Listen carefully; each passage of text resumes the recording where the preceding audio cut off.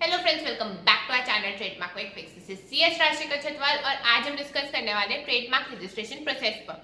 है क्या चीज, आपकी एप्लीकेशन ट्रेडमार्क में कहां से स्टार्ट होकर कौन से स्टेजेस के थ्रू जाती है। हर स्टेज पे एक अलग स्टेटस दिखता है, उसका क्या मतलब है। इस पूरे प्रोसेस में हमारे पास ट्रेडमार्क रजिस्ट्रेशन सर्टिफिकेट आने में कितना कॉस्ट और कितना टाइम लगता है, आइए जानते हैं।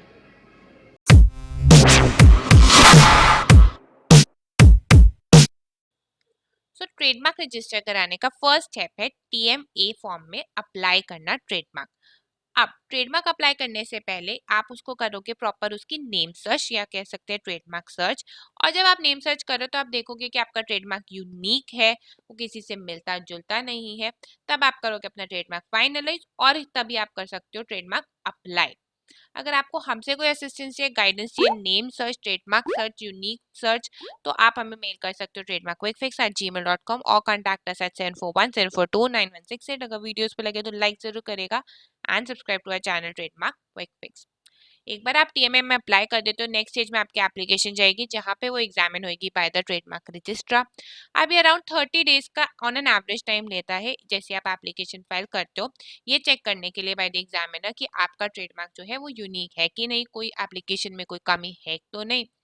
अब आपने जो फर्स्ट स्टेज था उसमें अच्छे से अगर यूनिक नेम रखा होगा, किसी से मिलता जुलता नहीं रखा होगा, डिस्क्रिप्टिव नेचर का नहीं रखा होगा, इन्वेंटेड वर्ड रखा होगा, तो वहां पे आप नेक्स्ट स्टेज देखोगे अपना एग्जामिनेशन के बाद एक्सेप्टेड। नहीं तो आपका नेक्स्ट स्टेज हो सकता है ऑब्जेक्टेड।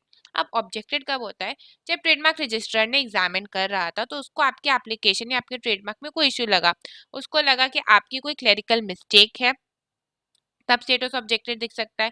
या उसको आपके ट्रेडमार्क के साथ कोई लैक ऑफ यूनिकनेस के अगर उसे कोई इशू लगने लगा, या फिर उसे लगा कि आपका जो ट्रेडमार्क है वो डिस्क्रिप्टिव नेचर का है तो वो रजिस्टर नहीं करेगा, या उसको लग रहा है कि आपका ट्रेडमार्क किसी और रजिस्टर्ड या पेंडिंग रजिस्टर्ड ट्रेडमार्क से सिमिलर या आइडेंटिकल है, उस केस में आप देखोगे कि आपका स्टेटस चला जाता है ऑब्जेक्टेड में।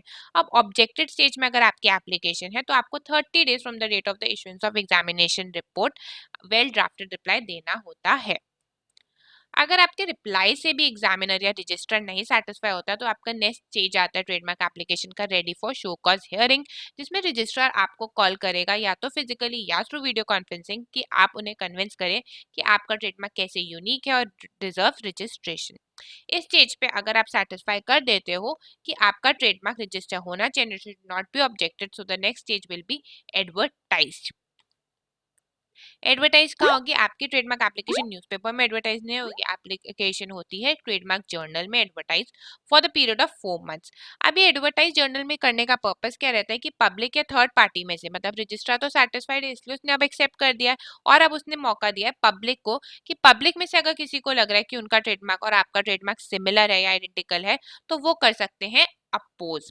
अगर पब्लिक में से कोई करता है एप्लीकेशन पे आपके ट्रेडमार्क पे अपोज, मतलब पब्लिक में से किसी को प्रॉब्लम है आपके ट्रेडमार्क से, तो वहां पे आपका स्टेज होएगा अपोज। अब अपोज वाले केस में आपकी ड्यूटी बनती है कि 2 months from the opposition race आपको अपना रिप्लाई फाइल करना होता है, या कह लो 60 डेज के अंदर आपको अपना रिप्लाई फाइल करना होता है ताकि आप अपना ट्रेडमार्क लूज नहीं कर दो। द फीस इन केस अगर ऑपोजिशन आती है तो आपको 2700 रुपीज की फीस देनी पड़ती है इन फाइलिंग द रिप्लाई। अगर आपने एक बार ये ऑपोजिशन वाला स्टेज भी क्लियर कर लिया तो उसके बाद नेक्स्ट स्टेज होता है the most awaited stage, registered. अब हमें समझ में आया कि हमें ट्रेडमार्क अप्लाई करने से लेके स्टेज 6 रजिस्टर्ड तक में पहुंचने के दो रूट्स हैं। एक रूट है जबकि मैंने अपना प्रॉपर नेम सर्च करा, मैंने नेम सर्च में कोई कमी नहीं रखी, ट्रेडमार्क एक यूनिक रखा, और ट्रेडमार्क यूनिक होने के बाद वो एग्जामिन होता है, एग्जामिन होने के बाद वहां पे मेरे को एक्सेप्टेड और एडवर्टाइज और रजिस्टर्ड। या फिर रूट 2 हो जाता है जब मैंने नेम सर्च में कोई प्रॉब्लम कर दी या मेरे छोटा सा कोई गलती कर दी और मेरा ऑब्जेक्शन आ गया, ऑब्जेक्शन के बाद मेरे को रिप्लाई फाइल करना पड़ता है, हियरिंग में भी जा सकता है सेज, और फिर एक्सेप्टेड एडवर्टाइज होगा, और अगर किसी को सिमिलर लगेगा तो अपोज भी हो सकता है और फिर जाके रजिस्टर्ड होगा। ये रूट थोड़ा लंबा है। रूट 1 जो है ये अराउंड लेता है 6 to 9 मंथ्स ऑफ टाइम, अगर मैं एक अच्छा यूनिक ट्रेडमार्क रखती हूँ, मैं कोई गलती नहीं करती हूँ। रूट 2 है ये थोड़ा टाइम ले लेता है, ये 2 से 3 साल तक खिंच जाता है अगर एक बार ऑब्जेक्शन आ जाता है तो। स्टेज आप कोशिश करिए कि आप नाम ही इतना अच्छा रखिए, इतना यूनिक रखिए, ट्रेडमार्क इतना स्पेसिफिक रखिए कि आपके रूट 1 में ही एप्लीकेशन रजिस्टर हो जाए। अब टोटल टाइम वही मैंने बताया 6 to 12 मंथ्स लगता है अगर ऑब्जेक्शन और अपोजिशन ना है, और अगर ऑब्जेक्शन और अपोजिशन में फंस गए तो 1.5 से 3 साल लग सकते हैं। बट अगर आपको ऑब्जेक्शन ऑपोजिशन आ भी गया है तो आपको टेंशन लेने की जरूरत नहीं। इसका मतलब ये नहीं है कि वो रिजेक्ट हो गया है। आप अपने ट्रेडमार्क को टीएम स्टेटस के लगा के साथ में यूज कर सकते हो, और जैसे आपका ट्रेडमार्क रजिस्ट्रेशन सर्टिफिकेट आ जाए तो आप उसके बाद आर सिंबल लगा लीजिएगा।